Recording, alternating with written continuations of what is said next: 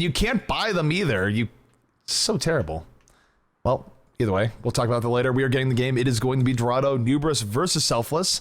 Nubris looking to stay on, Selfless looking to take out a big competitor. And this is how big would it be for Selfless here if they were able to knock Nubris into the lower bracket? I think it would be, yeah, it'd be absolutely huge. I think people are still kind of weary of Selfless. It was a team that got signed kind of out of nowhere from an organization that, you know, and they hadn't really had a ton of results. They've been all over the place, up and down. Yes, they beat FaZe recently, but as you mentioned that you don't really care much for FaZe either. So what's that result really mean? And beating a team like Nubris, who's been put together of all these top players and who've been putting together really impressive victories lately, it would mean everything for them.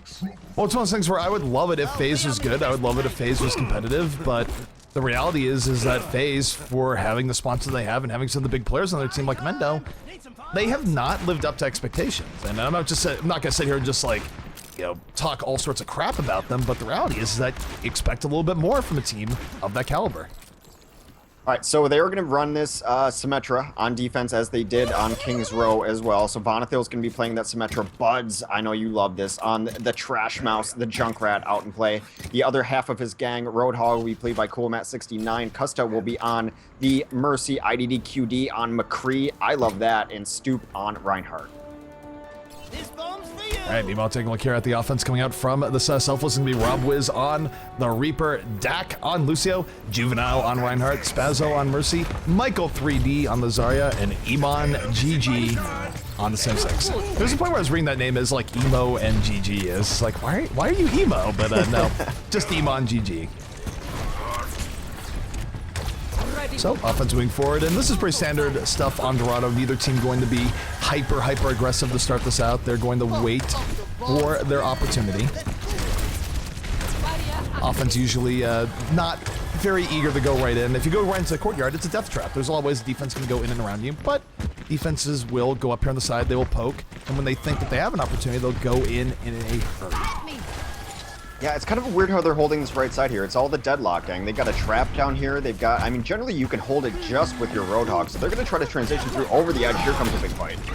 Yeah, they're rushing right in here. Reinhardt leading the way. Zarya's shield out. Defense just backs up a little bit. Bud's very content to sit back here on the Junkrat. Bravo's though, first pick of the game, takes out CoolMat. CoolMat not able to get value on his Roadhog. And Kusta, he's just going to res him right up. Kusta not wasting any time. Res coming out. Hammer comes down and knocks down Juvenile. Juvenile is going to die from that, but the offense doing pretty well here. They've gotten 2 kills. They already have the Graviton. Stoop trying to protect his team to the best of his ability. Not going to be able to do so. Rob Wiz gets the follow through. 2 extra kills here from Selfless. And the Tire not getting any value either. So this is a very convincing first offensive run here from the side of Selfless versus Nubris. Not quite over. IDDQ in the back line gets a Deadeye off. He gets a couple kills. Now the tanks are reinforcing. Awesome, it's on the way. Rob Wiz going to spin right into them. Doesn't get as much off that as we would have expected. In fact, really getting whole hogs right back. Oh my goodness. Yeah. From the brink of death, Nubris is actually going to bring this back, and Juan had to deal with the IDDQD's flank. It didn't seem like that was going to be enough, but it did buy just enough time. Yeah, they had Teleporter up at some point too. They were getting reinforcements off of that. It did use all of his charges, so now it's going to be on Vonethil, but that's why he's sticking on this. They felt they were going to be able to pull it off. Also, Stoop with some really nice play to not die to that Death Blossom. Got his shield up in the right position while CoolMat was taking a breather, so it did a ton of damage, but not enough to take down either of those tanks. A just razor's edge hold there from Nubris. Offense moving forward, Sound Bearer already on the way for them. No pickoffs from the Sound Bearer, and here comes fire in the hole once again. The Tire on the way, using natural cover, gets right behind, flanks on the Juvenile. Shield tank is down here from the offense, and now they're just gonna get poked to death. Yeah, and Vonethil getting a lot of charge on this next Teleporter too. They have the Resurrection up. I mean, their last push was a great chance to come in, but their next push is going to be brutal. It should have a Teleporter up. There's going to be res up. Not the most defensive ultimates up otherwise, but this Graviton's going to have to do a ton of work, as is this Earth Shatter. I'm still in shock that they held that. I am super shocked, and now this is actually really rough here for the offense. Michael 3D is going to need to get a huge Graviton. Does get 4 people in. The Graviton moving in. He is his own fall through. Iman GG helps him out. Oh my goodness, everything going right there for the side of Selfless. It was looking pretty grim, but what a Graviton from Michael 3D. Him and Iman combining to take everyone out right after that. Yeah, it's a nice play there. Vonethil unable to drop that teleporter at 100%. He's going to get off of the Symmetra up onto the Lucio instead. And of course, Custa going down there was really brutal as he had the Resurrection available. But that's what good Gravitons can do. Good Graviton gets the right targets, grabs the correct targets. This defense is really smart, though. Like, they set up that push forward punish. Like, everyone on offense always wants to punish as far forward as possible. They only sent 3 lefts, 3 right, so they were able to push this back. Look how far back! Budz was able to get 2 pickoffs. That's why they're able to push it this far forward. He had 2 great shots on Widow. He sets the tone for his team. And Budz needs to back off. He doesn't want to be that far forward. Winston leaping on him would ruin his day right now, so he's going back up a bit. But definitely bought Nubris a lot of time. Nubris able to fully set up once again. Both teams going to be pretty even as they go into fights, though, for this next fight. A lot of power on both sides. Yeah, I really like where Budz is positioned right now. He's going to be able to get some pot shots in if they try to take this high ground, and he's going to be able to watch his left flank, too. Here comes the attack visor coming out here from Iman. Iman trying to take out people over the top. While they're looking at him, Robwiz takes out both IDD, QD, and Custa. There will be no res here for Nubris, and this is huge. They're able to res themselves up. They have an advantage, but Budz taking Robwiz right down. The defense not out of it yet. Coolman and Budz taking 2 right out. They're down a tank, though, so they're not really able to get on the point.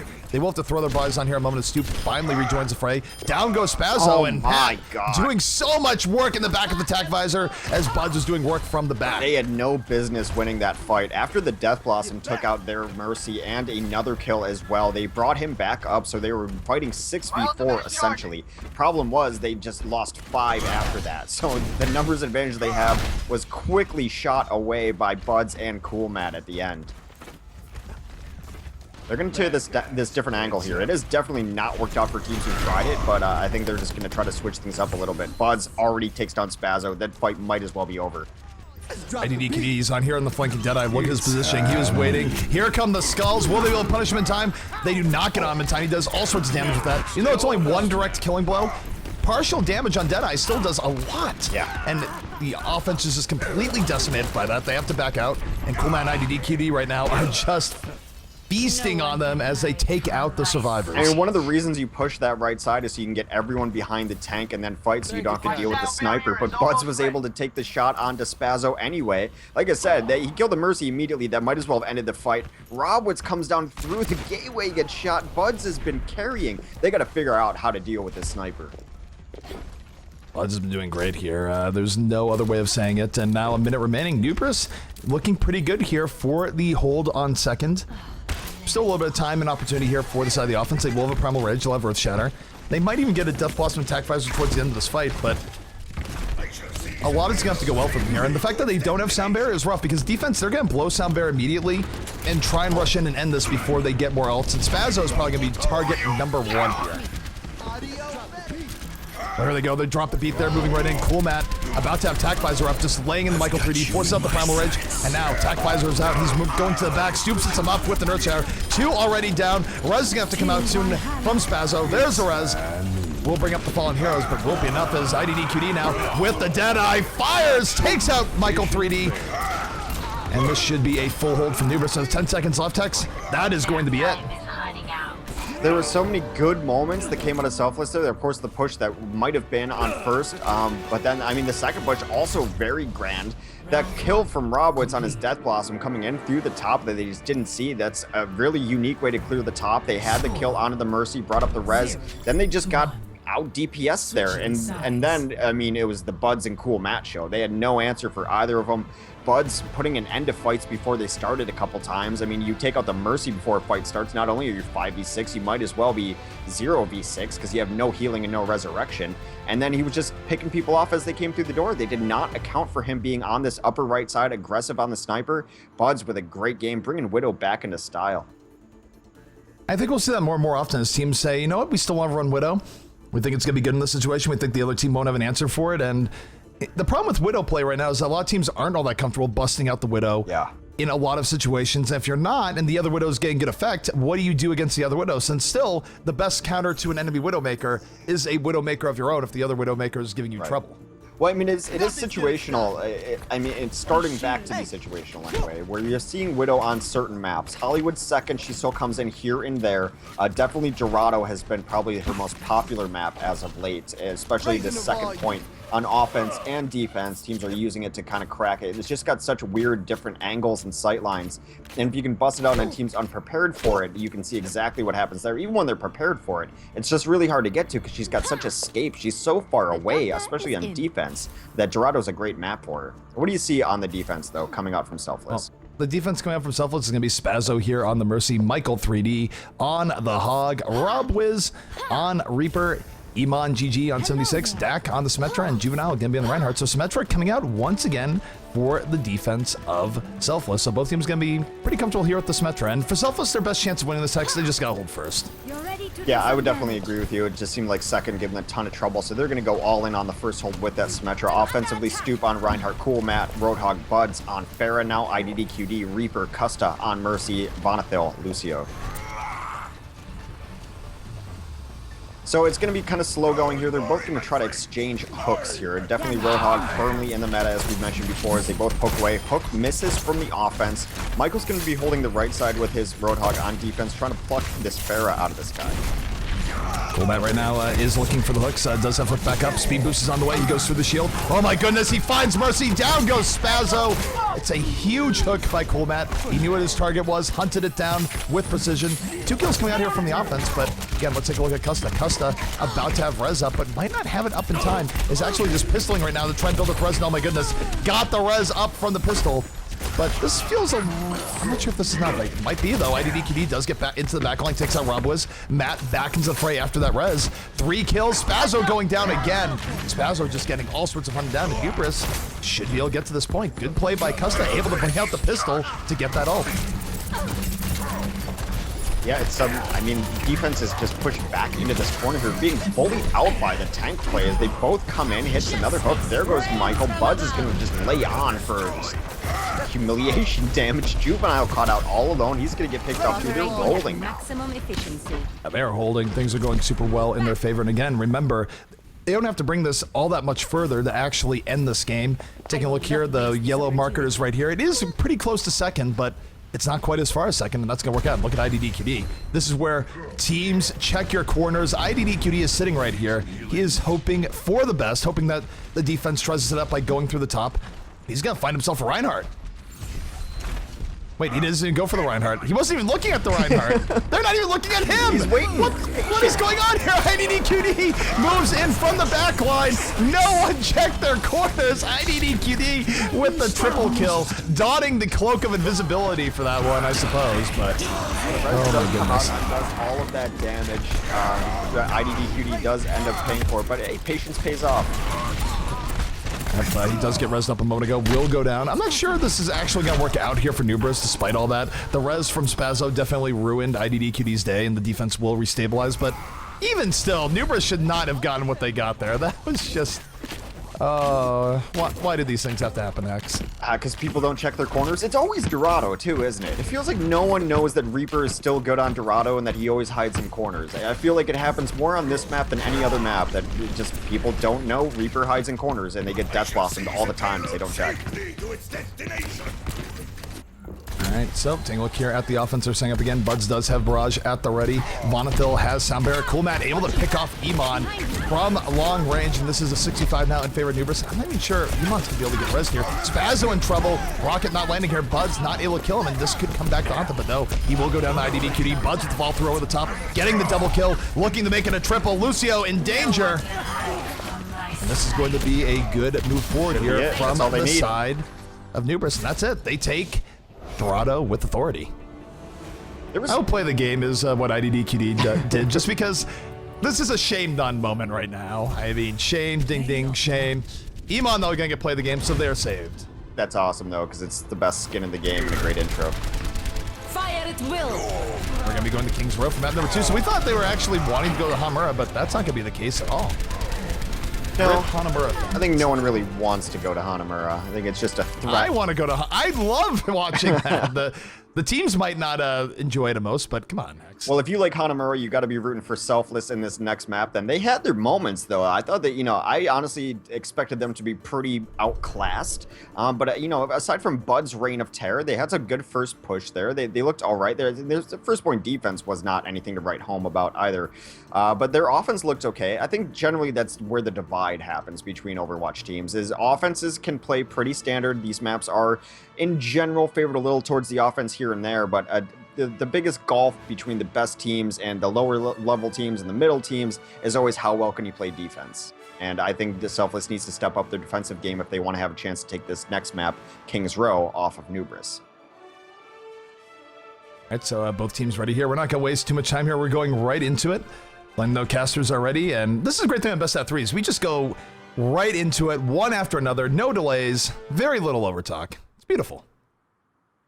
Yeah, no, we're back. We're back with a vengeance. There's the power's on. We're in best of threes. We have teams that we know and can get in contact with. We're just rolling here now. So now we're into King's Row. It is our second match of this set. If Nubris is able to take this match, they will be moving on to our semifinals in the winner bracket. Selfless would not be out of it yet, though. Of course, the further you get in the winner's bracket, the further along you're moved into the lower bracket. That lower bracket is starting to really stack up with some powerful teams, though. Absolutely, and that's a great thing. These tournaments get very, very stacked as it goes on. Juvenile saying we are ready. They're waiting for the start button to be hit. Who is the culprit right now? Cool, Matt. You slacker. But we're good to go. We're getting into it. I mean, I was leader of that lobby at some point, so I feel like I'm not going to be mad. It's actually on you by proxy, X. Actually, winner of this set goes on to face One Shot. One Shot beat OW Kings 2-1. Wow, good for them. It's good for them, but OW Kings, when are they going to have a big reorg or whatever OW Kings are doing, it hasn't been working for them. We thought they were a team on the rise. At one point they were a dark horse, but now it's just sort of they're out of sight, out of mind. They have not been getting things done. When is it time for a change? I mean, I don't know. I feel like, people go, oh, it's a weekly, if it doesn't go well, it's not the biggest deal. I assure you, sponsors are looking at these things, and for OW Kings, I don't know. I just don't know if they're happy with what their team is doing. I mean, it's to your point. I mean, it's a weekly and whatever, but also, I mean, it's not like they're crushing it in other tournaments and they're just kind of phoning down the weeklies. So, I mean, I think that your point is well taken, that they were a team that got sponsored by OWKings.com and has not really probably performed up to the level that they want to be performing at. And it is one of those things where a shakeup of roster could be necessary. And maybe one piece is missing, someone here or there, maybe someone that they saw earlier in the day. That's why we go through those brackets. I'm watching, hey, this is a really standout player. We've seen players come off of low-level teams, jump onto high-level teams, and be that missing piece. There's plenty of examples of it, but we are in here to see who gets that. Sorry, my mouth. No, it's just push and talk. I'm just being an idiot. Okay, it's push and talk. It's not things dying. But totally take a look here at the defense coming out from the side of Nubris. It's going to be Custa on the Mercy, Buds on the Junkrat, Stoop on Reinhardt, Vonethil on Symmetra, Cool Matt on the Roadhog, and IDDQD on the backline here as 76. And you know what? This is a more standard defense coming out here. Junkrat coming back into play. Love it. They're still running the Symmetra, and why not? Vonethil's been getting that teleporter up. They're getting the value that Symmetra can provide for you. He's also gotten kills. What I really like about Vonethil's Symmetra play is once that teleporter's down, he is so aggro with it, and why not? At close range, he can melt people, including tanks. IDDQD does have the damage boost here on the top, looking to take out Spazzo. Spazzo just gets melted. The offense perhaps dives too deep. Cool Matt punishing Rob Wiz. 3 kills here for the defense. The offense does get 2 kills, but too little, too late. Oh my goodness. Zarya and Lucia are stuck here in the building. They're trying to get a 90DQD, but they might just be chained deaths as Dak right now, trying to speed his way out.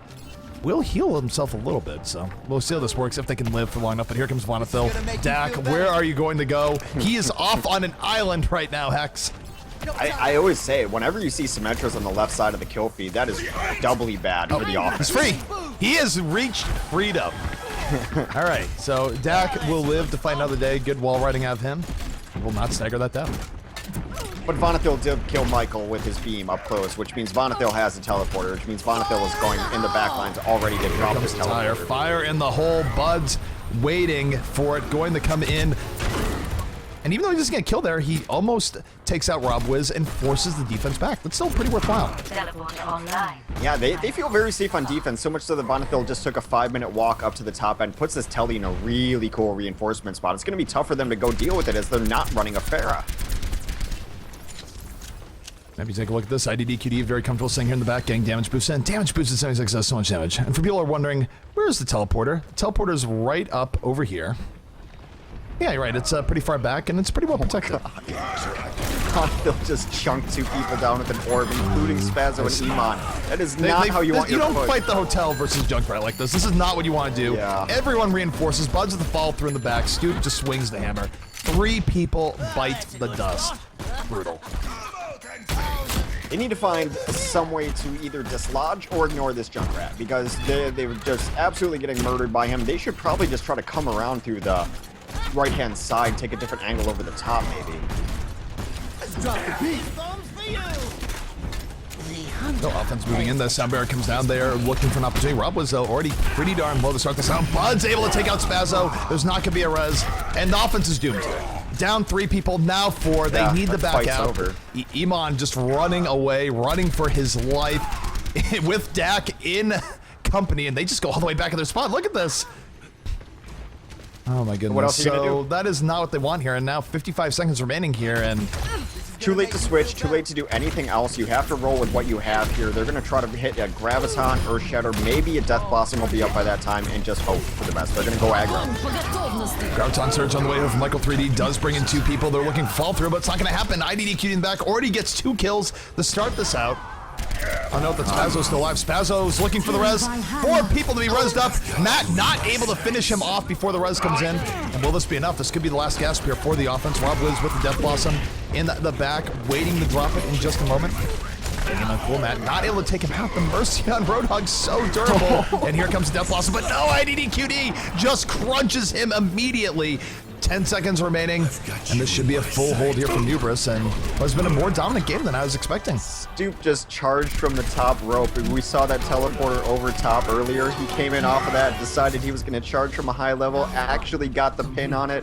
WWF in action, or WWE, whatever. That was a dominant performance there from Nubris on that first point defense. Again, the defense is what separates the high-level teams from the mid-level teams. You have to be able to play defense to win maps in Overwatch, to win maps, tournaments, etc. Nubris putting on a pretty good clinic there. However, we saw Nubris almost get first held earlier on this map against CLG. So clearly their offense was not exactly where they wanted it to be on Kings Row. Maybe they'll have a better showing here. All they have to do is capture first. For Nubris, pretty easy to do here, potentially. Obviously, for Selfless, they're going to have to throw everything and more into defending first point. If they lose it, that's it. They are knocked to a lower bracket. But, you know, we have seen teams full hold each other 1-1 here on these maps here before. Would not be unprecedented in Selfless. If they dig deep, they do have that potential. It's just going to be very difficult. But take a look here at the Selfless defense as they roll out. It's going to be Spazzo on the Mercy, Iman on the McCree, Juvenile on Reinhardt, Dak to be determined. He is the mystery man. He is Shadow Popeye. Rob Wiz on the Reaper, Michael 3D on Roadhog, and Dak, of course, going to be on the... Well, actually, no, he's going to go to 76. Usually Dak is almost always on Lucio, but they're not going to run it here on the defense, which does make sense, and he's going to be showing us his soldier play. All right, so...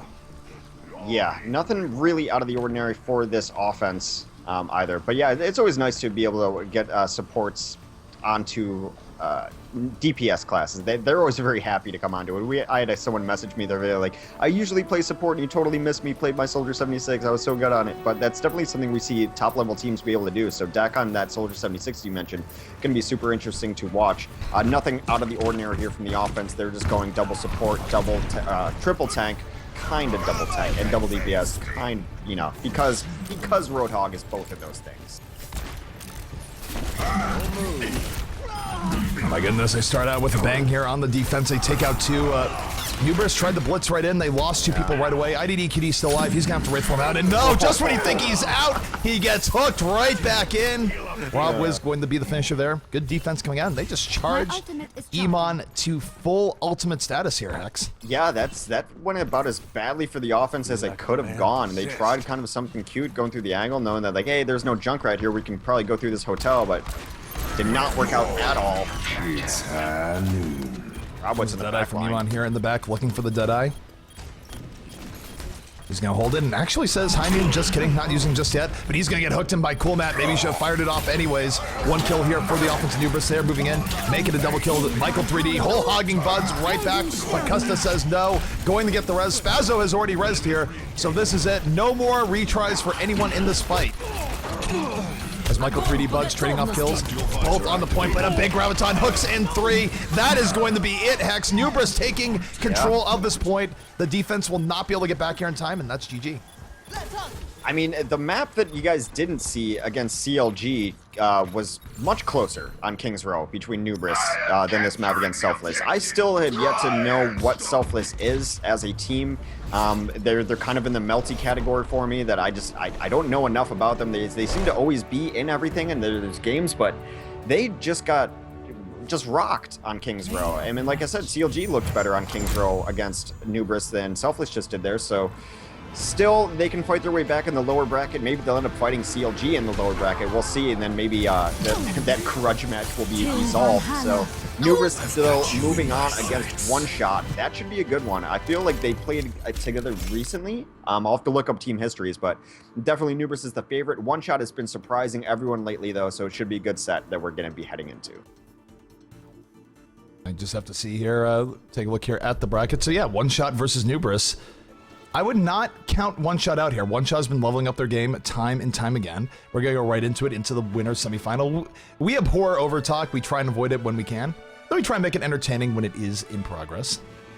We do our best. That's everyone needs to know. We're trying our best. But sometimes your best isn't good enough.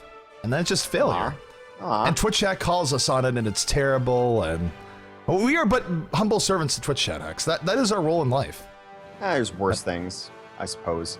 So yeah, this One Shot team, I mean, just today, actually, just looking at today's results, they have beat We United, which is 2Easy's new team. They beat Melty. They beat OW King, so they're on a roll. Of course, they're still in the winner's bracket, obviously. Recent history, they lost 0-2 to Liquid. They lost 0-2 to Envious. Not super surprising, but they beat Splice 2-1 in a tournament that we casted the other night in the Beat Invitational. Recent history, they took a map off of Code 7, who's been a very good team. They lost 0-1 to Nubris not too long ago in the GosuGamers Overwatch Weeklies. That must have been in the lower bracket, I believe.